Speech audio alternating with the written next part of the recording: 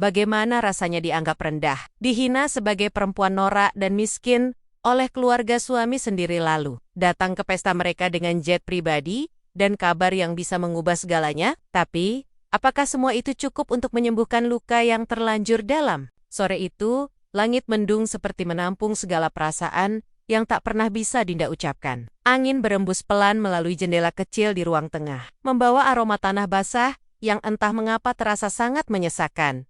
Dinda duduk sendiri di sudut ruangan. Tangannya sibuk melipat pakaian, tapi pikirannya tidak sepenuhnya hadir. Matanya berkeli-keli, melirik layar ponsel di atas meja. Ia berharap ada pesan, mungkin dari Bram, atau setidaknya dari anggota keluarga lain siapapun. Tapi layar itu tetap gelap, sunyi, tanpa pemberitahuan apapun. Perasaannya seperti terhimpit. Ada sesuatu yang membuat dadanya sesak, seperti ingin menangis namun tak bisa. Ia sudah tahu hari ini ada pesta besar di rumah mertuanya. Hari kelahiran wanita yang melahirkannya, suaminya. Tapi tidak ada satupun kabar yang menyebutkan bahwa dirinya diundang. Dan lebih dari itu, tidak ada yang bertanya apakah ia akan datang. Dinda tidak bodoh. Ia tahu benar bahwa diamnya semua orang bukanlah kebetulan. Ini bukan sekadar lupa. Ini adalah bentuk penolakan yang halus, tapi sangat menyakitkan. Sebuah keputusan dayam-dayam yang seolah berkata, "Kau tidak pantas di sana, Dinda." Napas panjang, mencoba menahan air mata yang mulai menggenang. Tapi seperti biasa, ia tetap tersenyum. Ia sudah terbiasa dengan ini. Bukan kali pertama dirinya dianggap asing oleh keluarga Bram. Sejak awal menikah, ia tahu dirinya tak pernah benar-benar diterima. Ia terlalu sederhana bagi keluarga besar yang penuh gengsi itu. "Apa salahku?" lirihnya, nyaris tanpa suara. Ia memutar kembali kenangan ketika pertama kali dikenalkan ke keluarga Bram. Ibu mertuanya bahkan tidak menyembunyikan raut kecewanya. "Cuma lulusan sekolah biasa, tidak ada keturunan bangsawan? Tidak ada usaha keluarga? Apa yang kamu cari dari perempuan seperti ini, Bram?" Kalimat itu masih terngiang di kepalanya, seperti lukisan kelabu yang tak pernah bisa dihapus. Dinda menatap tangannya.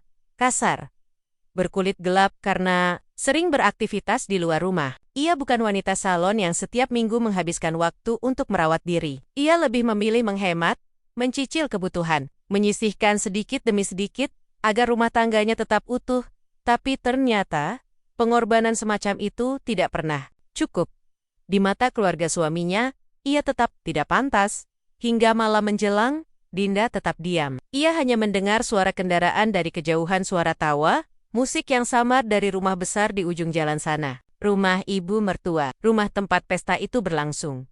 Rumah yang dulu pernah ia rawat saat keluarga itu jatuh sakit. Rumah yang dulu pernah ia bersihkan sendiri ketika semua pembantu pulang kampung. Tapi kini, rumah itu seperti dunia lain yang tak lagi menerima kehadirannya.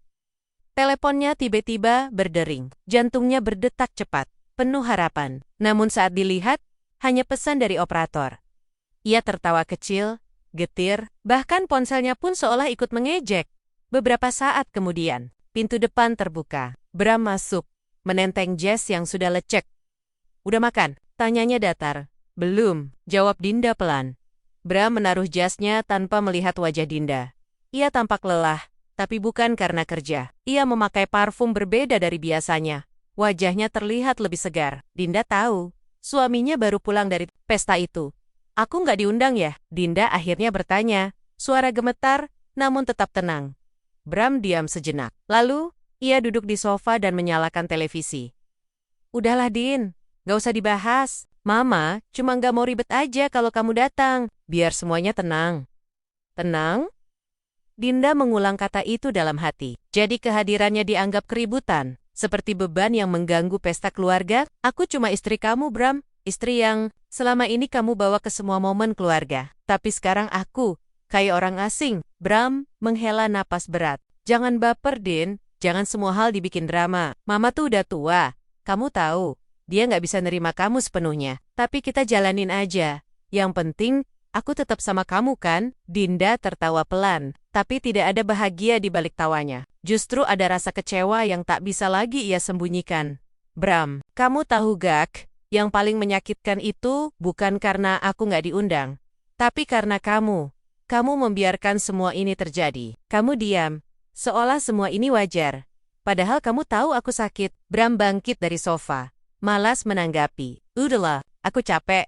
Mau tidur, dan dengan itu, ia masuk ke kamar tanpa sepatah kata pun lagi. Dinda berdiri di tengah ruangan, menatap punggung suaminya yang menjauh. Air mata akhirnya jatuh, pelan, tapi tak terbendung. Malam itu, ia tidur di sofa, sendiri, dalam rumah yang terasa sangat asing, padahal seharusnya itu tempat yang paling aman baginya. Dalam kesunyian malam, Dinda menatap langit-langit rumah. Ayah tidak ingin menangis lagi, tapi hatinya belum mampu berhenti berduka. Tapi di balik tangis itu, mulai tumbuh satu hal tekad. Ia tidak tahu bagaimana, dan tidak tahu kapan. Tapi satu hal yang pasti, ia akan membuktikan bahwa mereka salah. Semua yang pernah menertawakannya akan melihat siapa Dinda sebenarnya. Dan malam itu, untuk pertama kalinya, ia membuka laptop tuanya yang lama terkunci dalam lemari. Ia mulai mencari, membaca, belajar. Sendirian, dalam diam, tanpa dukungan siapapun, ia tidak sedang bermimpi. Ia sedang bangkit. Pagi datang tanpa salam. Sisa air mata semalam masih membekas di pipi Dinda. Ia duduk di meja makan, menyeduh teh hangat yang sejak 10 menit lalu tak disentuh. Jemarinya membelai ujung gelas, membiarkan kehangatan itu meresap pelan, seolah ingin menggantikan dingin yang bersarang di dalam hatinya. Tak ada suara, tak ada ucapan selamat pagi dari suaminya. Bram keluar dari kamar dengan kemeja rapi. Wangi parfumnya menguar tajam. Seperti biasa, ia menoleh sekilas, lalu mengambil jaket dan kunci motor tanpa berkata sepatah pun. Dinda hanya diam. Ia ingin mengulang percakapan semalam. Ia lelah memohon pengertian dari seseorang yang bahkan tak ingin memahami. Kamu nggak sarapan? Tanyanya pelan. Bram menoleh sebentar, lalu menjawab datar. Nggak sempat, hanya itu. Dan pintu tertutup. Tanpa cium kening seperti dulu. Dinda menatap pintu yang baru saja ditutup suaminya, lalu mengembuskan napas panjang. Ia bukan perempuan yang mudah menyerah, tapi hari-hari seperti ini terasa begitu menguras energi. Seakan semua perasaan dan tenaga disedot habis tanpa ampun. Hari ini, ia berencana kembali membuka laptop tuanya. Bukan hanya untuk mengalihkan perhatian, tapi karena ada satu tujuan baru yang mulai tumbuh di dadanya, ia ingin merdeka. Dinda menyalakan perangkat itu dan mulai berselancar di dunia maya. Ia membaca banyak artikel tentang bisnis rumahan, cara memulai usaha dari nol, hingga tips mengelola keuangan tanpa bantuan orang lain. Sesuatu yang dulu terasa jauh, kini menjadi seperti secercah harapan kecil di tengah gelapnya hidup. Namun, di tengah ketekunannya, sebuah notifikasi grup keluarga masuk ke ponselnya. Foto-foto pesta semalam mulai berseliweran di layar. Wajah bahagia, gaun-gaun mewah, dan tawa yang terdengar nyaring meski hanya lewat gambar. Di antara mereka, ada Bram berdiri di samping ibunya, tersenyum. Seolah tak ada yang salah. Tidak ada satupun yang menyebut namanya. Tidak ada yang bertanya mengapa ia tak datang. Tidak ada yang mencari kehadirannya. Seolah, ia memang tidak pernah ada. Dinda mengunci layar ponsel dan meletakkannya jauh dari jangkauan. Dadanya sesak, tapi ia tahu. Kalau ia terus terpaku pada perasaan itu, ia tak akan pernah maju. Ia bangkit dari kursi dan menatap cermin. Wajahnya terlihat lelah, tapi matanya tak lagi sendu. Ada api kecil di sana, api yang tidak ingin padam. Sore harinya, saat Bram pulang, Dinda sedang menyetrika pakaian. Ia menoleh sebentar dan mengulas senyum tipis. Kamu pulang cepat hari ini. Bram meletakkan tas kerja dan menjawab sambil lalu. Iya, tadi urusan kantor beres, lebih cepat. Dinda ragu sejenak, lalu bertanya hati-hati. Bram, boleh aku tanya sesuatu? Bram hanya mengangguk. Tidak benar-benar tertarik. Kamu pernah bangga punya aku sebagai istri? Pertanyaan itu membuat Bram menoleh. Wajahnya mengeras. Kenapa nanya begitu? Suaranya terdengar curiga. Aku cuma ingin tahu, jawab Dinda pelan. Karena kadang aku merasa kamu cuma menjadikan aku pelengkap, bukan pasangan. Bram tertawa kecil, sinis. Dinda, kamu terlalu baper. Aku kerja siang malam buat rumah tangga kita. Masa kamu masih mikir kayak gitu? Justru karena kamu kerja siang malam, kita nggak pernah bener-bener ngobrol. Aku nggak tahu kamu bahagia atau enggak. Aku juga bingung, aku ini masih istrimu, atau hanya perempuan yang tinggal di rumah yang sama. Mulai lagi deh, dramanya, sahut Bram. Sip, Dinda, please, aku capek. Jangan bahas yang aneh-aneh. Kalau aku pergi, Kamu bakal nyari aku? Tanya Dinda tiba-tiba. Matanya lurus menatap Bram. Bram terdiam. Ia seperti tak siap menjawab pertanyaan itu. Hening mengisi ruangan selama beberapa detik yang terasa sangat lama. Aku nggak tahu kamu kenapa akhir-akhir ini, tapi serius, jangan bikin semuanya ribet. Lalu ia pergi ke kamar. Seperti biasa, Dinda menunduk. Ia tidak lagi berharap mendapat jawaban yang jujur. Yang ia butuhkan bukan jawaban, tapi ruang untuk bernapas, untuk berpikir jernih, untuk membentuk kembali dirinya yang selama ini hancur sedikit demi sedikit. Malam itu, Dinda duduk di halaman belakang. Ia membuka catatan kecil yang dulu pernah ia tulis saat masa pacaran, daftar impian sederhana yang dulu ingin ia wujudkan bersama Bram, membuka usaha sendiri, punya rumah kecil di tepi sawah, hidup sederhana tapi bahagia. Kini semua impian itu terasa seperti dongeng yang dibacakan pada anak-anak. Indah, tapi jauh dari kenyataan. Namun malam itu juga, ia membuat daftar baru. Impian yang akan ia capai sendiri. Punya bisnis sendiri, berdiri di atas kaki sendiri, tidak bergantung pada siapapun, menjadi perempuan yang tidak bisa diremehkan.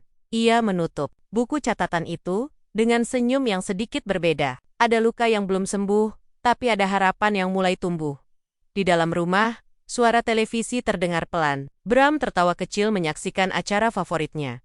Tapi Dinda tahu, ia tidak lagi berada di titik yang sama. Ia sedang melangkah menjauh, bukan karena ingin meninggalkan, tapi karena ingin menyelamatkan dirinya sendiri. Dan malam itu, saat seluruh kota tertidur, Dinda menulis satu kalimat besar di papan putih kecil di kamarnya. Aku bukan sepa-seopa hari ini, tapi aku akan jadi seseorang besok. Dan kalimat itu menjadi doa yang akan ia wujudkan. Dengan air mata, dengan luka, tapi juga dengan kekuatan yang hanya dimiliki perempuan yang pernah dihancurkan dan memilih untuk bangkit. Hari-hari berikutnya tidak berubah menjadi lebih mudah, tapi ada sesuatu yang berubah di dalam diri. Dinda cara ia memandang dirinya sendiri. Ia bukan lagi perempuan yang hanya menunggu ucapan sayang dari suaminya. Ia bukan lagi istri yang berdiri paling belakang di foto keluarga, seolah-olah keberadaannya hanya tempelan. Dinda perlahan menjadi sosok yang tidak ingin dikasihani. Ia ingin diperhitungkan. Di waktu-waktu yang dulu ia gunakan untuk membersihkan rumah, sampai tak ada debu pun yang tersisa. Kini ia habiskan untuk membaca, mencatat, menonton video edukatif, bahkan mengikuti pelatihan daring gratis. IABEL tentang pemasaran, membaca analisis pasar, dan mencari tahu tren produk-produk digital yang sedang berkembang. Lambat laun, ia tertarik pada satu bidang. Kuliner rumahan siap saji. Ia mulai membuat resep sendiri, mencoba satu persatu, memotret hasilnya, lalu mengunggah ke media sosial. Tak disangka, dalam waktu singkat, beberapa postingannya mulai mendapatkan perhatian. Komentar demi komentar berdatangan. Bahkan ada yang bertanya apakah Dinda menerima pesanan. Matanya berkokok-koka saat melihat pesan itu, bukan karena nilainya, tapi karena akhirnya ada yang percaya pada kemampuannya. Malam itu, untuk pertama kalinya dalam waktu yang sangat lama, ia merasakan harapan membara. Ia mencatat daftar bahan baku, menghitung biaya produksi, mencari kemasan sederhana. Namun, menarik, semua dilakukan sendiri, tanpa bantuan Bram, tanpa izin siapapun.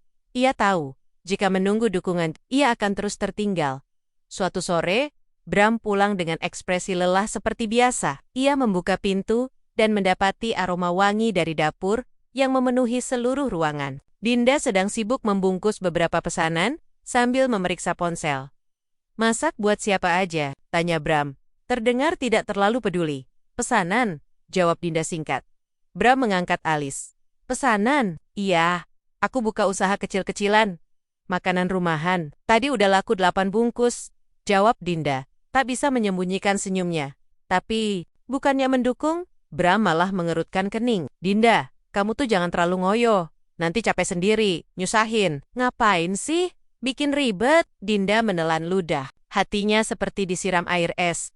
Kamu tahu nggak, Bram? Yang bikin aku capek itu bukan usaha ini. Tapi karena aku selalu dianggap nyusahin setiap kali aku ingin berkembang. Bram tidak menjawab. Ia hanya melempar pandangan dingin, lalu masuk ke kamar sambil menutup pintu dengan keras. Dinda menghela napas, menunduk sebentar, tapi tidak menyerah. Beberapa hari kemudian, sebuah kabar datang dari kakak iparnya. Keluarga besar Bram merencanakan liburan keluarga besar keluar kota. Semua anggota keluarga diundang kecuali Dinda. Lagi-lagi, hanya namanya yang tidak masuk dalam daftar. Mereka bilang tempatnya terbatas. Tapi Dinda tahu, bukan tempatnya yang terbatas. Yang terbatas adalah penerimaan mereka. Bahkan keponakan-keponakan yang dulu ia gendong saat bayi pun, ketikatan bersikap dingin. Seolah tak ada kenangan. Seolah Dinda memang bukan bagian dari mereka sejak awal. Ia duduk di teras rumah sambil menyeruput kopi. Pandangannya lurus ke depan, namun pikirannya berkecamuk. Bukan marah, tapi kecewa. Bukan karena mereka tidak mengundang, tapi karena ia selama ini membiarkan dirinya terluka, berkali-kali, hanya demi dianggap layak. Cukup, bisiknya lirih.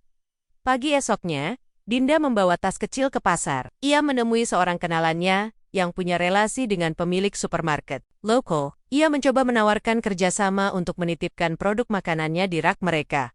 Lelaki pemilik toko menatap Dinda dari ujung kepala hingga kaki. Ia tidak langsung percaya. Modalnya dari mana? Kalau sampai nggak laku, siapa yang nanggung? Dinda menatap mata pria itu dalam-dalam. Saya yang akan tanggung. Karena saya tahu apa yang saya buat, bukan sekadar makanan, tapi perjuangan. Pernyataan itu mengejutkan lelaki itu. Dan tanpa disangka, ia setuju memberikan tempat kecil di sudut rak dengan syarat semua risiko ditanggung sendiri. Dinda pulang membawa harapan. Meski kecil, tapi itu langkah yang tidak pernah ia bayangkan. Bisa ia ambil dulu. Ia menyiapkan segalanya. Dengan hati-hati. Bahkan mengurangi jam tidurnya, untuk memastikan setiap produk dikemas sempurna. Di rumah, Bram mulai curiga. Kamu kenapa tiap malam sibuk sendiri? Jangan-jangan kamu lebih sayang bisnis kamu daripada aku sekarang? Dinda memandang suaminya lama, lalu menjawab dengan suara tenang. Aku cuma ingin bisa merasa cukup, meski tanpa bergantung sepenuhnya padamu. Kalimat itu membuat Bram terdiam. Bukan karena kagum, tapi karena mulai sadar bahwa perempuan yang dulu sering ia abaikan itu perlahan menjauh dari bayangannya. Di malam yang sepi, Dinda membuka catatan lamanya. Ia mencoret satu impian di daftar. Punya usaha sendiri. Sudah ia wujudkan. Walau castle, tapi nyata. Ia memeluk dirinya sendiri. Bukan karena bangga, tapi karena untuk pertama kalinya dalam hidupnya, ia bisa berkata dengan yakin, aku bisa. Dan ia tahu, ini baru permulaan. Jalan ke depan masih panjang. Namun Dinda tak takut lagi. Karena ia mulai mendengar suara yang dulu lama terbelenggu. Suara dirinya sendiri. Langit sore tampak muram. Angin berembus pelan. Seolah membawa kabar yang tak diucapkan. Di dalam rumah kecil yang terasa semakin sunyi, Dinda duduk di depan jendela, memandangi jalanan lengang. Sesekali ia menyeka keringat dari dahinya. Tubuhnya, lelah tapi hatinya, justru penuh. Penuh oleh harapan baru. Penuh oleh kegigihan yang ia pupuk diam-diam.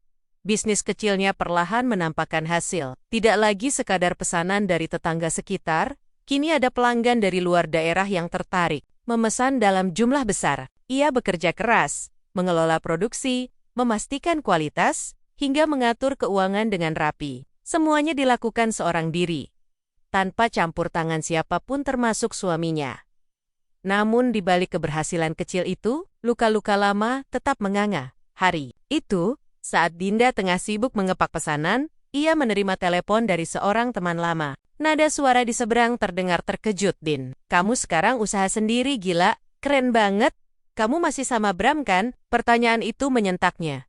Iya, masih, jawabnya pelan. Wah, hebat kamu Din. Dulu aku kira kamu bakal jadi ibu rumah tangga yang disuruh diam aja. Nggak nyangka kamu bisa sampai sejauh ini.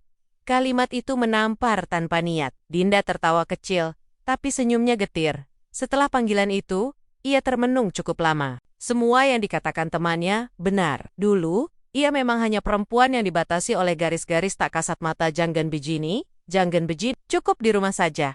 Dan ia menurut. Tapi kini, garis-garis itu mulai ia hapus sendiri beberapa hari. Kemudian, Bram menerima telepon dari ibunya. Dinda tidak sengaja mendengar percakapan mereka. Ajak Dinda, ngapain? Dia tuh bukan bagian penting keluarga kita. Suara nyaring itu terdengar jelas, bahkan dari sela-sela pintu kamar. Bram hanya mengganggu kangguk, sambil menjawab dengan nada pelan. Iya, aku ngerti Bu, aku juga malas ngajak dia ke acara kayak gitu.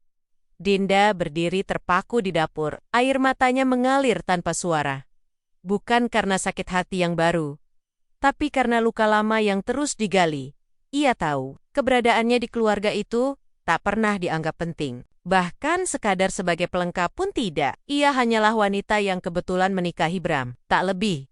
Namun malam itu, untuk pertama kalinya, Dinda tidak menangis dalam diam seperti biasanya. Ia menulis sesuatu di buku catatannya. Aku akan membuat mereka yang mengabaikanku menyesal karena tidak melihat aku berdiri hari ini. Esoknya, Dinda mendapat undangan mengikuti bazar kuliner lokal yang akan diadakan di pusat kota. Ini adalah kesempatan emas tempat ia bisa memperkenalkan usahanya kepada lebih banyak orang, memperluas jaringan, dan membuktikan diri bahwa ia bukan sekadar ibu rumah tangga biasa. Ia mendaftarkan diri tanpa ragu, meski harus mengurus semuanya sendiri. Ia mantap mengambil langkah. 2 hari menjelang bazar, ia menginformasikan ke Bram bahwa ia akan ikut acara tersebut dan tidak bisa menyiapkan sarapan seperti biasa. Bram mengernyet, "Kamu terlalu sibuk sama urusan kamu sendiri. Ini rumah tangga, bukan kantor." Dinda menoleh dengan lembut, tapi matanya tegas. "Rumah tangga bukan berarti aku harus mengorbankan impianku, Bram. Aku tetap istrimu, tapi aku juga punya hak atas hidupku." Bram memutar bola matanya, lalu pergi tanpa menjawab. Ia belum bisa menerima perubahan itu. Ia belum bisa melihat Dinda dengan cara yang baru, bukan lagi perempuan yang selalu diam dan mengikuti setiap arahannya. Hari bazar pun tiba. Dinda berdiri di belakang meja kecil dengan banner sederhana bertuliskan nama usahanya. Ia membawa beberapa kotak makanan siap saji, dibungkus rapi, dengan logo khas miliknya sendiri. Senyumnya mengembang saat pelanggan mulai berdatangan, mencicipi, bahkan membeli dalam jumlah besar. "Bu, ini enak banget. Saya bisa pesan rutin setiap minggu?" tanya seorang pengunjung yang terlihat seperti pemilik restoran. Dinda mengangguk, matanya berbinar. "Tentu bisa. Saya akan kirimkan katalog produk dan jadwal pengiriman, ya." Hari itu, ia pulang dengan hati yang nyaris meledak karena bahagia. Tangannya pegal, kaki terasa nyeri, tapi hatinya ringan. Sangat ringan, ia ingin berbagi kabar baik itu dengan Bram. Namun saat ia masuk rumah, ia mendapati suasana yang dingin. Bram duduk di ruang tamu dengan wajah masam. "Kamu kemana aja? Rumah berantakan begini," katanya tajam. Dinda terdiam sejenak, mencoba menahan gejolak yang nyaris tumpah. "Aku ikut bazar. Aku udah bilang. Dan maaf kalau rumah agak berantakan. Tapi aku dapat pelanggan besar hari ini. Mereka tertarik sama produknya," ujarnya sambil menahan harapan Bram mendenggis. "Kamu pikir itu prestasi besar, Din? Bisnis kecil-kecilan gitu? Bisa apa sih?" Ucapannya seperti cambuk, tapi bukan cambuk yang menyakitkan, melainkan yang menyadarkan. Dinda berdiri tegak, menatap suaminya dengan mata yang tak lagi berkaca-kaca. "Bram, kamu tahu nggak, kamu bisa saja menganggap semua ini kecil, tapi dari kecil inilah aku bisa berdiri tanpa kamu. Dari yang kamu remehkan ini, aku bisa merasa berarti, sesuatu yang udah lama kamu nggak berikan." Bram terlihat terpukul, tapi tidak menjawab. Dinda melangkah ke kamarnya dan menutup pintu. Bukan karena ingin menjauh, tapi karena ia tidak ingin mengecilkan dirinya sendiri lagi, hanya demi diterima. Malam itu, Dinda menatap bintang dari balik jendela. Ia tahu badai belum reda, tapi ia sudah belajar satu hal penting. Kadang, luka memang menyakitkan, tapi dari luka-luka itulah, jalan terang mulai terbuka. Dan ia memilih melangkah, meski harus sendirian. Karena dalam dirinya, ada nyala yang tidak bisa dipadamkan siapapun. Pagi itu terasa berbeda.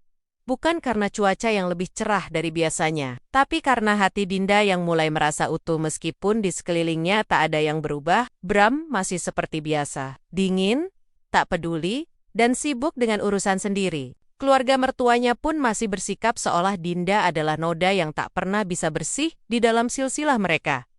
Tapi Dinda sudah tak lagi sama.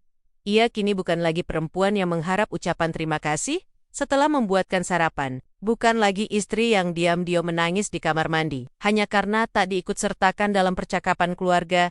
Ia kini seorang pengusaha, bukan karena omsetnya yang sudah besar belum, tapi karena semangat dan konsistensinya tak pernah berhenti. Ia tetap berdiri, bahkan saat satu-satunya yang bisa diandalkan hanyalah dirinya sendiri. 2 minggu setelah bazar kuliner itu, pesanan datang bertubi-tubi. Beberapa pelanggan mulai menanyakan kerjasama dalam skala besar.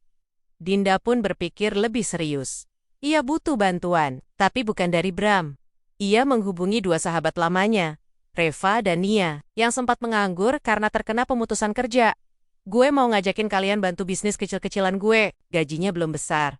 Tapi kalau berkembang, kita bangun bering-bering, kata Dinda saat mereka bertemu di sebuah kafe sederhana. Reva tersenyum penuh semangat. Din, dari dulu kamu itu punya tekad, tapi baru sekarang aku lihat kamu benar-benar bersinar. Nia menepuk bahunya. Kita gas bering-bering, Din. Siapa tahu, dari dapur kecilmu ini, kita bisa jadi sesuatu yang besar. Dan begitulah, dapur mungil Dinda di rumah berubah jadi tempat produksi kecil. Ada jadwal, ada shift, bahkan pembagian tugas yang rapi. Dinda juga menyewa satu garasi kosong di dekat rumah untuk menyimpan bahan baku dan kemasan hari-harinya kini. Penuh, riuh, tawa. Meski lelah, tapi ada rasa syukur yang tumbuh di tiap langkah. Namun, di balik kebahagiaan itu, gelombang besar mulai datang.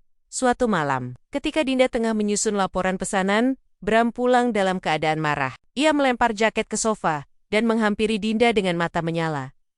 Kamu tahu nggak, tadi aku ditegur sama ibu gara-gara kamu bikin malu keluarga. Dinda berhenti menulis. Malu? Kenapa? Karena kamu pamer-pamer bisnis di media sosial. Ibu bilang, nggak pantas istri keluarga kami buka usaha kayak pedagang kaki lima, terus upload tiap hari. Katanya, malu punya menantu kayak kamu yang kerjanya jual makanan. Dega! Kata-kata itu menghujam tepat di dadanya. Tapi bukan karena belum pernah ia dengar. Melainkan karena kali ini, Bram menyampaikannya sendiri tanpa membela, tanpa menahan. Jadi, selama ini, memang begitulah yang Bram pikirkan juga. Dinda berdiri pelan, menatap wajah suaminya yang begitu asing sekarang. Kalau aku malu-meluin, kenapa kamu nggak ceraikan aja aku, Bram? Pertanyaan itu membuat Bram terdiam. Sunyi menyelimuti ruangan. Dinda menatapnya tanpa gentar. Selama ini aku berjuang bukan buat pamer. Aku berusaha karena aku muak dianggap rendah, hanya karena aku nggak punya apa-apa. Sekarang, saat aku mulai berdiri sendiri, kalian bilang aku pamer? Bram mengalihkan pandangan. Sudahlah, Din, jangan lebay. Aku cuma nyampaikan omongan ibu tapi kamu diam. Kamu biarkan aku dihina, padahal aku istrimu. Tangis Dinda tak keluar. Ia sudah terlalu sering menangis untuk hal-hal seperti ini. Sekarang, ia hanya merasa dingin, beku. Beberapa hari kemudian, Dinda mendapat undangan tak terduga sebuah event kuliner nasional yang diadakan di kota besar. Usahanya dipilih sebagai salah satu finalis dalam kompetisi wirausaha perempuan inspiratif. Namanya disebut dalam daftar yang dikirim resmi melalui email dan media sosial. Ia membaca surat itu. Berkali-kali, bibirnya gemetar. Tangannya mengusap perlahan. Tulisan namanya sendiri. Dinda, perempuan yang pernah dicibir, diremehkan, dan dianggap tidak layak jadi bagian dari keluarga suaminya. Sekarang, ia diundang untuk berdiri di panggung, menceritakan perjalanannya di depan ratusan pengusaha lainnya. Malam itu, ia tak tidur. Ia hanya duduk di tepi ranjang, menatap bintang dari jendela yang terbuka setengah. Hatinya bergolak. Ia ingin berbagi kabar bahagia itu. Tapi kepada siapa, Bram? Tidak. Ia tahu tak akan ada tepukan bangga dari sana. Namun jauh dalam lubuk hatinya, suara kecil yang dulu nyaris padam kini bergema. Kamu cukup, bahkan lebih dari cukup. Buktikan. Bukan untuk mereka, tapi untuk dirimu sendiri. Dan kemudian datanglah hari yang menjadi titik balik segalanya. Ulang tahun mertua. Acara besar yang diadakan secara mewah di villa pribadi, seperti biasa, hanya mengundang keluarga inti dan kerabat berkelas. Dinda tidak diundang lagi. Bahkan fotonya dihapus dari grup keluarga jauh-jauh hari. Seolah tak pernah menjadi bagian dari mereka, namun Dinda tak bersedih. Hari itu, ia memilih untuk datang. Tapi bukan sebagai tamu biasa. Ia menyewa satu jet pribadi, melalui relasinya yang kini mulai luas. Tidak untuk pamer, tapi sebagai simbol bahwa ia tidak lagi berada di bawah kaki siapapun. Ia mengenakan gaun anggun berwarna lembut. Rambutnya ditata rapi, wajahnya dipulas ringan namun tegas. Ia bukan lagi Dinda yang dulu. Begitu pesawat mendarat, di lapangan kecil dekat villa, sorot mata orang-orang terkejut bukan main. Tamu-tamu keluarga menyaksikan seorang perempuan turun dari jet pribadi, dengan percaya diri penuh. Siapa itu? Tanya salah satu tamu. Itu, Dinda, jawab keponakan Bram dengan mata melebar. Dinda berjalan pelan, namun pasti menuju tempat acara. Semua mata tertuju padanya. Tuan rumah ibu mertua hampir tersedak. Minuman saat melihat sosok menantu yang dulu ia anggap kampungan, kini datang dengan cara yang tidak pernah ia bayangkan. Dinda tersenyum tipis. Ia mengambil mikrofon saat Mick menyapa dengan bingung. "Maaf mengganggu," katanya tenang. "Aku tahu aku tidak diundang, tapi aku hanya ingin datang untuk menyampaikan sesuatu." Sammy Woody, Bram yang berdiri di pojok tampak kaku. "Aku dulu dianggap perempuan miskin yang tidak pantas berdiri di antara kalian. Tapi hari ini, aku datang bukan untuk menuntut penerimaan. Aku datang untuk memberitahu kalian bahwa aku baik-baik saja. Bahkan lebih dari itu. Usaha kecil yang dulu kalian remehkan, kini menghidupi belasan orang. Dan bulan depan, kami akan ekspor perdana ke luar negeri." Suasana hening. Tidak ada yang berani menyela. Bahkan ibu mertua hanya bisa menatap dengan wajah pucat pasi. Dinda menghela napas. "Aku datang bukan untuk balas dendam, tapi untuk berdiri. Karena sudah terlalu lama kalian menyuruhku duduk diam." Ia mengembalikan mikrofon dan berjalan pergi. Dan kali ini, tak satu pun yang sanggup menertawakannya lagi. Malam itu, dunia maya mendadak heboh. Seseorang entah siapa mengunggah cuplikan momen saat Dinda turun dari jet pribadi dan menyampaikan pidatonya yang menghentak di pesta ulang tahun mertua. Video berdurasi singkat itu tersebar cepat, dibagikan ribuan kali, dengan komentar-komentar yang bermunculan tak henti-henti. "Salut banget sama Ibu Dinda. Bukan cuma sukses, tapi tetap elegan, meski dulu diremehkan. Perempuan kayak gini yang layak dijadikan panutan." Ternyata yang sering diam, justru yang paling kuat. Tagar, Dinda bangkit dan perempuan berdaya mulai ramai. Nama Dinda yang dulunya hanya dikenal oleh lingkungan sekitar, kini masuk dalam daftar pencarian paling banyak di berbagai platform. Namun di sisi lain, suasana rumah Bram tak kalah panas dari dunia maya. Bram pulang dengan wajah merah padam. Ia melempar tas ke sofa, menghempaskan tubuh, lalu menatap Dinda yang tengah duduk tenang, sambil membaca laporan keuangan. "Jadi kamu sengaja bikin semua ini viral?" Dinda menutup bukunya pelan. "Aku nggak menyuruh siapa-siapa. Aku bicara apa adanya. Kalau itu akhirnya tersebar, mungkin karena banyak orang merasa mewakili. Gila kamu bikin keluarga aku malu besar. Ibu nggak mau keluar rumah sejak semalam. Semua orang nanya-nanya. Bahkan Om Doni aja bilang kamu kelewat batas." Dinda menatap suaminya. Wajahnya tak menunjukkan ketakutan seperti dulu. Ia tidak menunduk, tidak meminta maaf. "Kamu tahu kenapa mereka malu?" Tanyanya tenang. "Bukan karena aku salah, tapi karena selama ini mereka terbiasa melihatku di bawah. Dan sekarang, saat aku berdiri, mereka merasa kehilangan kendali." Bram mendenget, namun tak mampu menyangkal. Ia merasa posisinya mulai goyah. Istri yang dulu ia anggap lemah dan mudah diarahkan, kini menjadi pusat perhatian, bahkan lebih dari dirinya. "Jadi kamu sekarang lebih bangga jadi seleb kuliner daripada jadi istri?" Pertanyaan itu menghujam tajam, tapi Dinda menanggapinya dengan senyum kecil. "Aku tetap istrimu, Bram, tapi aku juga perempuan yang punya kehidupan sendiri. Dan aku bangga, karena aku bisa bermanfaat, bukan cuma untuk keluarga, tapi untuk orang lain juga." Bram terdiam.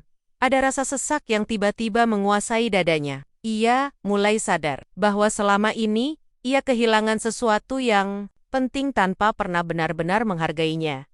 Hari-hari berikutnya, Dinda diundang ke berbagai acara, talk show, seminar, bahkan wawancara di televisi lokal. Ia tampil dengan pembawaan sederhana tapi mantap, bukan dengan kemewahan, melainkan dengan kisah perjuangan yang menginspirasi banyak orang. Setiap kali ia menceritakan masa-masa saat ia diremehkan, tak pernah dianggap, bahkan dilarang bermimpi, air mata penonton mengalir. "Aku pernah dianggap tak layak, bahkan untuk duduk di meja keluarga. Tapi aku tetap bangun pagi, bekerja keras, dan menolak menyerah. Karena aku percaya, nilai diriku bukan ditentukan dari latar belakangku, tapi dari apa yang aku perjuangkan." Kalimat itu menjadi kutipan viral. Semakin banyak yang mengikuti akun bisnisnya, pesanan melonjak, beberapa investor mulai mendekati. Bahkan, seorang pengusaha makanan dari luar negeri, tertarik untuk kerjasama jangka panjang. Dinda yang dulu hanya berdiri di dapur kecil rumah, kini menjadi perempuan yang berdiri di panggung besar, disorot ribuan mata, tapi tetap menapak tanah, tetap merangkul akarnya. Sementara itu, keluarga Bram mulai menunjukkan kegelisahan, bukan karena bangga tapi karena takut kehilangan kendali. Ibu mertua akhirnya menelepon. "Bram," suaranya terdengar getir. kamu harus kendalikan istrimu. Dia sekarang jadi bahan omongan. Nama keluarga kita bisa hancur kalau terus begini. Namun kali ini, Bram tidak langsung mengiyakan. Ada jeda yang cukup panjang sebelum ia menjawab, "Ma, apa benar kita malu? Atau sebenarnya kita takut karena selama ini kita salah menilai Dinda?" Pertanyaan itu membuat sang ibu terdiam. Bram menghela napas, menggenggam ponselnya erat. Ia menatap keluar jendela, membiarkan percakapan itu mengendap di benaknya. Untuk pertama kalinya dalam hidupnya, ia merasa mungkin justru selama ini Dinda yang terlalu baik untuk dirinya, terlalu kuat untuk dicintai setingga-setingga. Suatu malam, Dinda pulang dari pertemuan dengan calon investor. Ia membuka pintu rumah dan mendapati meja makan sudah terisi makanan sederhana. Bram duduk di sana, memandangnya sejenak sebelum berkata pelan, "Aku nggak tahu harus mulai dari mana, tapi mungkin aku belum pernah benar-benar jadi suami buat kamu." Dinda duduk, matanya tetap tenang, tapi ada getar samar di sana. "Aku bukan suami yang bisa banggain kamu di depan orang. Aku malah ikut nyudutin kamu. Dan sekarang, saat semua orang lihat kamu bersinar, aku malah merasa kalah. Dinda mengulang pelan. Bram mengangguk. "Iya, tapi bukan kalah. Karena kamu lebih kaya, lebih terkenal. Tapi karena kamu bisa bangkit, Din, sendiri, dan aku nggak pernah jadi bagian dari perjuangan itu." Dinda menatap piringnya, lalu ke mata Bram. "Aku nggak pernah niat tinggalin kamu, tapi aku juga nggak mau terus dianggap kecil di depan orang-orang, yang bahkan nggak tahu siapa aku." Suara Dinda pelan, tapi tiap katanya tajam. "Kita bisa mulai lagi. Kalau kamu mau jalan bareng, bukan berdiri di atas. Kalau kamu masih mau melihatku bukan sebagai beban keluarga, tapi sebagai pasangan hidup." Bram mengangguk pelan. Tidak ada janji besar, tidak ada tangisan, tapi ada keheningan yang jauh lebih bermakna. Karena malam itu, untuk pertama kalinya, Bram benar-benar mendengarkan. Di luar rumah, malam tampak biasa saja. Tapi di dalam hati Dinda, badai telah berlalu. Luka memang tak hilang begitu saja. Tapi kini ia tak lagi menutupinya dengan pura-pura bahagia. Ia biarkan luka itu membentuknya, membuatnya lebih kuat, lebih utuh. Dan yang paling penting, lebih tak tergoyahkan oleh penilaian siapapun. Pagi itu langit sedikit mendung. Dinda menatap layar ponselnya, membaca ulang pesan dari sebuah perusahaan multinasional yang ingin menjadikan produknya sebagai bagian dari katalog ekspor Asia Tenggara. Tangannya gemetar, matanya berkaca-kaca, bukan karena takut, melainkan karena tak percaya bahwa semua ini benar-benar terjadi padanya. Seorang perempuan yang dulu hanya dianggap penghias dapur. Ia menarik napas dalam-dalam, lalu menatap Reva dan Nia yang duduk bersamanya di ruang kerja kecil yang kini mulai bertransformasi jadi kantor mini. "Ini bukan cuma mimpi ya," ucap Dinda pelan. Nia tersenyum lebar. "Ini bukan mimpi, Din. Ini buah dari kerja keras kamu yang selama ini kami lihat dengan mata kepala sendiri." Reva menambahkan, "Dan sekarang, kamu nggak cuma mengangkat namamu sendiri, kamu bawa nama kami juga. Dan banyak perempuan lain yang mulai berani, karena lihat kamu berani." Dinda tersenyum, tapi di balik senyum itu, hatinya menyimpan gelisah, karena keberhasilan. Ternyata, tak hanya menghadirkan pujian, ia juga memanggil mereka yang dulu menolak, kini datang dengan wajah berbeda. Sore harinya, Dinda menerima telepon dari seseorang yang sudah lama tak ia harapkan lagi. Adik iparnya, Resa. Suaranya terdengar manis, bahkan terlalu manis hingga membuat bulu kuduk berdiri. "Hai, Mbak Dinda. Kabar baik, ya? Aku lihat usaha Mbak makin maju. Wah, salut banget deh." Dinda mengernyit. "Makasih, Resa. Ada yang bisa aku bantu?" Resa terkekeh kecil. "Gini, Mbak, Ibu tuh pengen banget ngobrol sama Mbak," katanya. Ibu nyesel waktu itu sempat. "Ya, agak keras sama Mbak. Sekarang Ibu pengen ngebuka lembaran baru deh." Dinda tak langsung menjawab. Jantungnya berdegup pelan namun kuat. Ia tahu, kata-kata manis itu bukan datang dari hati yang tulus, melainkan dari kepanikan yang sedang dibungkus dengan ramah tamah palsu. "Aku sibuk akhir-akhir ini, Res. Tapi kalau memang penting, aku bisa sempatkan hari Minggu," ucapnya hati-hati. Resa terdengar lega. "Wah, makasih banget, Mbak. Nanti aku kabarin Ibu ya." Telepon ditutup, tapi hati Dinda justru makin terasa gelap. Ia tahu, badai belum selesai. Ia hanya berpindah bentuk. Hari Minggu datang, Dinda datang sendiri ke rumah mertua. Tidak lagi. Dengan rasa takut, juga bukan dengan dendam. Ia datang sebagai perempuan yang tahu posisinya kini sejajar bukan karena uang, tapi karena harga diri yang ia bangun sendiri. Begitu masuk, ia disambut oleh senyum canggung dari ibu mertua. Sofa ruang tamu terasa lebih dingin dari biasanya, walau cuaca di luar cukup hangat. "Silakan duduk, Dinda. Lama nggak ketemu ya," ucap sang mertua dengan suara yang berusaha terdengar hangat. Dinda duduk perlahan. "Iya, Bu. Saya juga kaget, Ibu. Mau ketemu." Ibu mertua mengangguk, matanya bergerak cepat, seolah sedang menimbang kata yang akan ia ucapkan. "Aku sudah lama mikir, Den. Kayaknya ibu dulu terlalu keras sama kamu. Tapi itu semua karena ibu sayang sama Bram. Ibu pengen yang terbaik buat anak ibu." Dinda menatap wajah wanita itu lekat-lekat. Tak ada tangis, tak ada permintaan maaf sungguhan, hanya pembenaran. Namun, kali ini, Dinda tidak ingin bertengkar. "Bu, saya ngerti, tapi yang ibu lakuin dulu bukan cuma keras, Bu. Ibu membuang saya dari lingkaran keluarga, menghina saya di depan orang. Dan saat saya diam, bukan karena saya terima, tapi karena saya menghargai suami saya." Wajah ibu mertua menegang, namun belum menyerah. "Itu masa lalu, Din. Sekarang kita mulai dari awal. Kita sama-sama keluarga, kan?" Dinda menyandarkan tubuhnya. Ia tahu kemana arah pembicaraan ini, dan dugaannya benar. Saat ibu mertua melanjutkan, "Omong-omong, ibu dengar dari Bram, kamu dapat tawaran kerjasama dari perusahaan luar ya? Kalau kamu nggak keberatan, keluarga kita kan punya nama baik ya. Siapa tahu bisa bantu promosiin. Atau jadi komisaris kehormatan gitu." Dinda menghela napas pelan. Satu tangan meremas ujung bajunya sendiri. "Bu," katanya perlahan.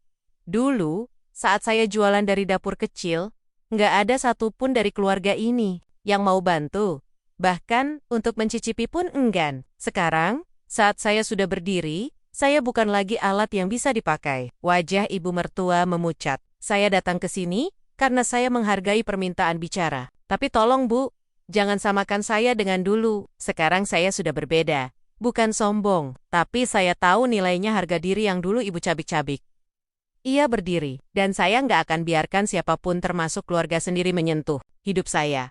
Hanya karena mereka baru melihat saya berharga. Saat saya bersinar, lalu ia melangkah pergi, meninggalkan ruang tamu yang sunyi. Tidak dengan amarah, tidak dengan arogansi, tapi dengan keyakinan bahwa ia tidak lagi perlu pengakuan dari mereka yang dulu menolaknya.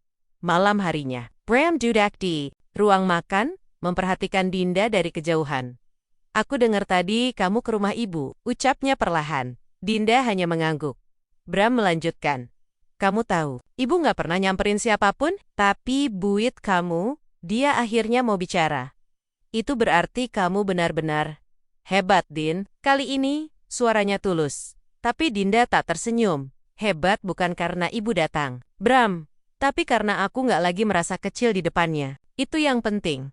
Bram mengangguk pelan. Ia tahu, tak ada yang bisa ia tawarkan untuk menebus masa lalu. Tapi malam itu, ia mulai belajar mencintai Dinda, tanpa ingin menaklukkannya. Karena untuk pertama kalinya, ia benar-benar melihat perempuan di hadapannya dalam cahaya penuh. Bukan sebagai istri yang diam, tapi sebagai wanita yang telah berdiri sendiri, tegak, dan tak tergoyahkan. Langit sore tampak kelabu, seolah memantulkan perasaan Dinda yang tengah mendung. Ia duduk di balkon belakang rumah, memandangi taniman-taniman kecil yang dulu ia rawat sendiri saat hari-hari Nia penuh sepi. Tak disangka, kini hidupnya ramai oleh sorotan publik, agenda bisnis, dan bahkan pengakuan dari orang-orang yang dulu menertawakan. Namun, hatinya justru makin sepi. Bram kerap pulang larut dengan alasan pekerjaan. Mereka kini seperti dua orang asing yang hanya bertemu saat sarapan. Kadang tanpa saling bicara, tak ada perdebatan, tapi juga tak ada kehangatan. Dan yang lebih membuat Dinda bingung adalah kehadiran seorang pria bernama Raka, seorang konsultan bisnis muda yang dikirim langsung oleh pihak mitra luar negeri. Mulai sering bertemu Dinda dalam rangka persiapan kerja sama ekspor. Ia ramah, sopan, dan sangat menghargai pendapat Dinda dalam setiap diskusi. Yang membuat Dinda tak nyaman adalah kenyataan bahwa ia merasa dihargai oleh laki-laki lain. Bukan karena harta, bukan karena status, tapi karena kemampuannya berpikir dan memimpin. Suatu sore, setelah pertemuan dengan calon distributor, Raka menawarkan untuk mengantar Dinda pulang. "Sekalian ngobrol santai, Din. Aku tahu kamu capek, Tapi kamu juga kelihatan kesepian. Maaf kalau aku lancang. Dinda menoleh. Tatapan Raka jujur tidak menggoda, tapi penuh perhatian. Aku memang capek, jawabnya lirih. Tapi bukan karena kerjaan, tapi karena pulang ke rumah pun rasanya kosong. Mereka terdiam sejenak. Mobil berhenti di dekat taman kota. Raka membuka pintu, mempersilakan Dinda turun. Mereka berjalan menyusuri jalur pejalan kaki di bawah langit yang mulai menggelap. Aku tahu kamu sudah menikah, dan aku tahu kamu perempuan kuat. Tapi aku juga tahu, kamu manusia, Din. Kamu punya hati yang butuh disayangi. Dinda menggeleng pelan. Aku nggak cari perhatian, Ra. Aku cuma pengin didengarkan. Raka menendok, lalu berkata pelan. Kalau suatu hari kamu butuh tempat untuk sekadar jadi dirimu sendiri, aku ada. Kata-kata itu sederhana, tapi entah kenapa, menyusak begitu dalam. Malam itu, Dinda termenung di kamar. Bram belum pulang. Lagi-lagi, hanya pesan singkat, lembur, jangan tungguin, tak ada pelukan, tak ada tanya kabar. Dinda menatap cermin. Ia melihat bayangan seorang perempuan yang dulu takut melangkah sendirian. Kini berdiri gagah, tapi hampa di dalam. Ia tak menangis, tapi dadanya sesak. Bukan karena Raka, bukan karena pernikahan yang dingin, tapi karena ia merasa sendirian dalam rumah yang seharusnya menjadi tempat pulang keesokan harinya. Dinda menyempatkan diri berbicara dengan Bram di meja makan, saat matahari pagi mulai menerangi ruang. Aku nggak pengen rumah ini kosong, Bram. Bram yang tengah membaca berita di ponsel, terkejut. Ia menoleh. Maksudmu? Aku tahu kamu sibuk, tapi bukan itu intinya. Aku merasa kamu nggak ada. Bahkan saat kamu duduk di sini, kamu tetap jauh. Bram menghela napas. Aku pengen kamu fokus. Sekarang kamu punya banyak hal besar. Aku nggak mau ganggu. Dinda menatapnya lama.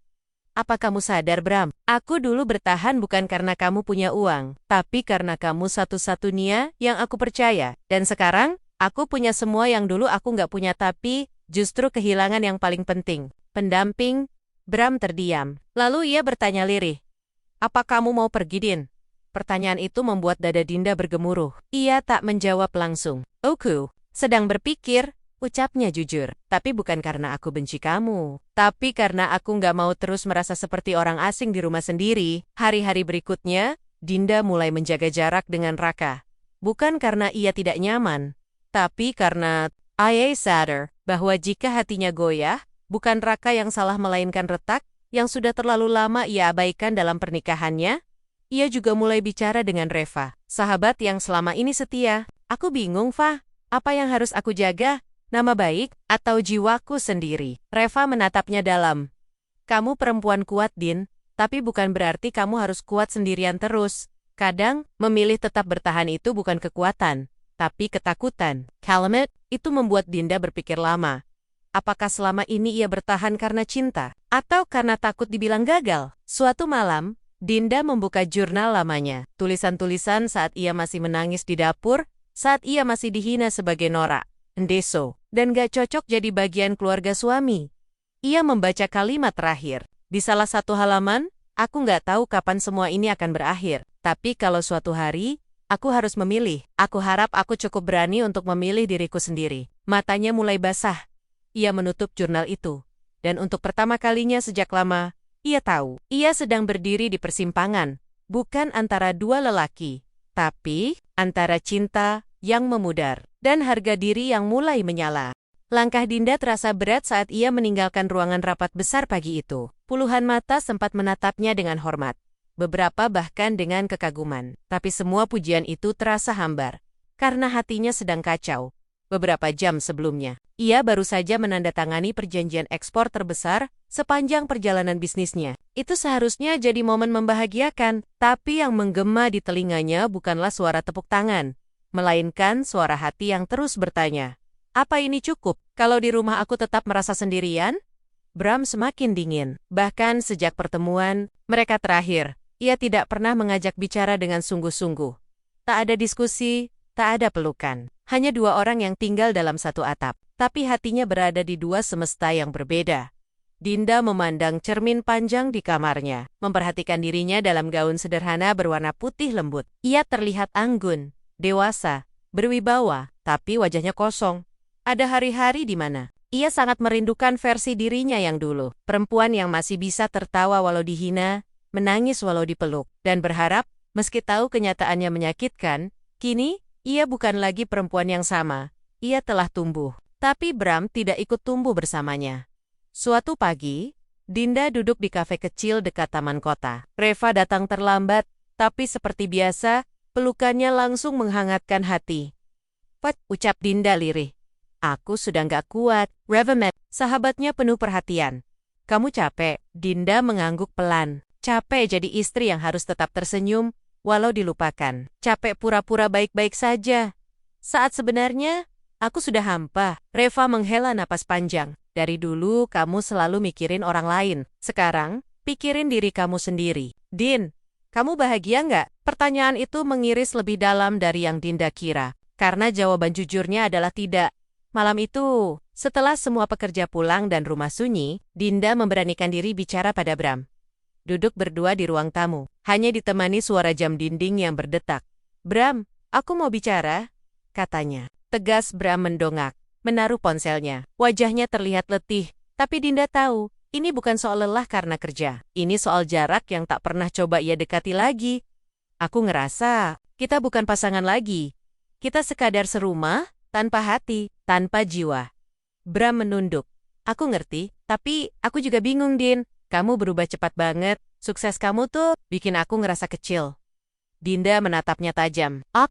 Karena kalau aku diam terus, aku bisa mati perlahan. Dan saat aku butuh kamu, kamu malah menjauh." Bram membalas tatapan itu. "Aku nggak pernah maksud ninggalin kamu, tapi kamu memang nggak ada, Bram. Fisik kamu ada, tapi hati kamu sudah pergi." Sunyi. Lalu Dinda melanjutkan dengan suara bergetar. "Aku sudah capek memperbaiki yang cuma aku perjuangkan sendiri. Mungkin sekarang, kita harus berhenti." Mata Bram membesar. "Maksud kamu? Cerai?" Dinda mengangguk. Pelan tapi pasti. "Aku nggak mau hidup dengan ilusi bahwa kita masih bisa bertahan. Padahal, kita bahkan sudah nggak saling mencari." Berikutnya, kabar tentang retaknya rumah tangga Dinda mulai terdengar. Beberapa orang mencibir. Banyak yang bersimpati. Tapi, tak sedikit pula yang kagum. Karena ia berani memilih dirinya sendiri. Di tengah badai opini, Raka datang menemui Dinda. "Aku dengar semuanya. Dan aku nggak datang buat jadi pelarian, Din. Aku cuma mau bilang, kamu nggak salah." Dinda menatap Raka. Kali ini tanpa beban. "Aku tahu, dan aku juga tahu. Aku butuh waktu untuk sembuh. Untuk berdiri tanpa luka lagi." Raka mengangguk. "Kalau suatu hari kamu butuh seseorang yang cuma mau duduk di sebelah kamu, tanpa minta apa-apa, aku akan tetap ada." Dinda tersenyum, tapi tidak menjanjikan apapun, karena kali ini, ia ingin berjalan untuk dirinya sendiri dulu. Malam terakhir sebelum surat cerai diserahkan, Dinda duduk di kamar, menulis surat untuk dirinya sendiri. "Terima kasih sudah bertahan sejauh ini. Terima kasih karena gak menyerah. Bahkan saat semua orang memintamu tunduk. Mulai besok, kita bukan lagi perempuan yang takut kehilangan, tapi perempuan yang tahu bahwa diri kita sendiri adalah hal paling berharga yang pantas diperjuangkan." Pagi itu, Dinda mengenakan pakaian sederhana. Ia berdiri di depan kaca besar, tersenyum pada bayangan dirinya yang baru. Tak ada lagi Dinda yang bergetar saat berbicara. Tak ada lagi istri yang menanti kasih dari suami yang telah berubah arah. Ia kini bukan lagi istri Bram. Ia kini adalah Dinda perempuan yang memilih hidupnya sendiri dengan penuh keberanian. Langit pagi tampak bersih. Burung-burung beterbangan rendah. Angin berhembus lembut melalui jendela rumah baru. Dinda sebuah bangunan mungil tapi hangat. Jauh dari hiruk-pikuk kota, dikelilingi pohon-pohon rindang dan suara alam yang menenangkan. Ia menghirup udara pagi, mengenakan sweater abu-abu dan celana santai. Tak ada riasan, tak ada glamor. Hanya Dinda dengan wajah damai yang tak pernah ia lihat dalam cermin selama bertahun-tahun. Hari itu bukan hari besar di kalender siapapun. Tapi bagi Dinda, itu hari penting. Hari ia memulai hidup tanpa ketakutan. Dinda kini tak lagi tinggal di rumah mewah yang dulu ia tempati bersama Bram. Ia memilih pindah ke tempat yang lebih kecil, namun nyaman, dekat dengan alam, dan jauh dari ingatan menyakitkan. Rumah itu ia desain sendiri tak. Ada lorong panjang yang sunyi. Tak ada kamar yang penuh kemewahan, tapi hampa. Setiap sudut rumah ini punya jiwa, dan itu cukup. Namanya kini dikenal tak hanya di dalam negeri. Usaha herbal dan perawatan alami. miliknya berkembang pesat di luar negeri, diburu oleh pasar luar karena keasliannya. Ia tidak pernah tampil sebagai selebritas di depan kamera, tapi di belakang layar, namanya jadi panutan, banyak perempuan dari latar belakang biasa mulai mengiriminya. Surat, email, bahkan video menceritakan kisah mereka, perjuangan mereka, dan bagaimana keberanian Dinda memberi mereka nyala. Salah satu pesan yang paling menyentuh datang dari seorang ibu muda. Bu Dinda, saya dulu hampir kehilangan kepercayaan diri, karena keluarga suami saya terus bilang saya nggak pantas. Tapi saat saya baca cerita ibu, saya tahu, saya masih berhak bahagia. Dinda menangis membaca itu. Ia tahu, luka hatinya dulu, kini berbuah kekuatan untuk banyak orang. Suatu siang, Reva datang berkunjung. Mereka duduk di beranda, menyeruput teh rosella yang Dinda olah sendiri dari kebun belakang.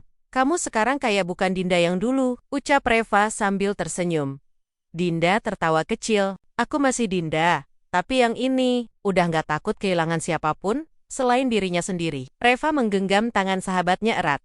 Kamu tahu, Din, kamu bukan cuma sembuh, kamu terlahir lagi. Dinda tersenyum, matanya berkaca. Iya, Fa, dan rasanya luar biasa. Suatu malam, Dinda membuka sebuah kotak kecil dari laci meja kerjanya. Di dalamnya, ada surat yang belum sempat ia kirimkan. Surat itu untuk Bram. Dengan napas dalam, ia membuka lipatan kertas dan membaca. Kembali isi tulisan tangannya sendiri, Bram. Terima kasih karena pernah menjadi rumah. Dan terima kasih juga karena pergi. Sehingga aku tahu, aku harus jadi rumah bagi diriku sendiri. Kita gagal sebagai pasangan. Tapi aku harap, kita sukses menjadi pribadi yang lebih dewasa setelah ini. Kita pernah saling mencintai, dan itu tidak perlu dipungkiri. Tapi kadang cinta pun punya batasnya. Dan saat ia berhenti menyembuhkan, mungkin memang saatnya melepaskan. Selamat bahagia. Bram, terima kasih karena pernah menjadi bagian dari perjalanan ini. Dinda melipat surat itu kembali, memasukkannya ke amplop tanpa nama. Ia tidak akan mengirimnya. Tapi, ia tahu, ia sudah mengampuni. Dan itu cukup. Beberapa bulan kemudian, ia diminta menjadi pembicara utama dalam sebuah forum perempuan nasional. Panggungnya besar, audiensnya ribuan. Tapi yang Dinda lakukan bukanlah pidato motivasi biasa. Ia hanya berdiri, mengenakan kebaya sederhana, dan berkata, "Dulu, aku adalah perempuan yang malu menatap mata orang lain. Karena aku pikir, aku tak cukup pantas. Tapi hari ini, aku berdiri di sini bukan karena aku lebih hebat, tapi karena aku tidak lagi takut jadi diri sendiri. Kita semua berhak bahagia, bukan karena kita sempurna, tapi karena kita berani." Gemuruh tepuk tangan memenuhi ruangan. Beberapa perempuan menangis, beberapa berdiri, banyak yang mengangkat tangan seolah menyatakan bahwa mereka siap mengikuti jejak yang sama, berdiri untuk diri sendiri. Sore itu, saat kembali ke rumah, Dinda duduk di halaman belakang. Raka pernah mengirim pesan. Beberapa waktu lalu, ia tidak pernah memaksa, hanya memberi ruang. Kalau kamu sudah selesai menyembuhkan dirimu, Din, aku di sini, bukan untuk menyelamatkanmu, tapi untuk menemani. Dinda tak membalas saat itu tapi sekarang. Ia mulai mengetik balasan. Singkat, tapi jujur, aku belum tahu tentang esok. Tapi hari ini, aku ingin tersenyum. Terima kasih sudah menunggu. Ia menekan tombol kirim, dan dengan itu, sebuah pintu baru terbuka. Malam itu, langit penuh bintang. Dinda menatapnya dengan tenang, lalu menutup mata, membiarkan angin malam menyentuh pipinya. Ia telah kehilangan banyak hal dalam hidup. Tapi ia juga telah menemukan sesuatu yang jauh lebih penting dirinya sendiri, dan dari sanalah segalanya dimulai kembali.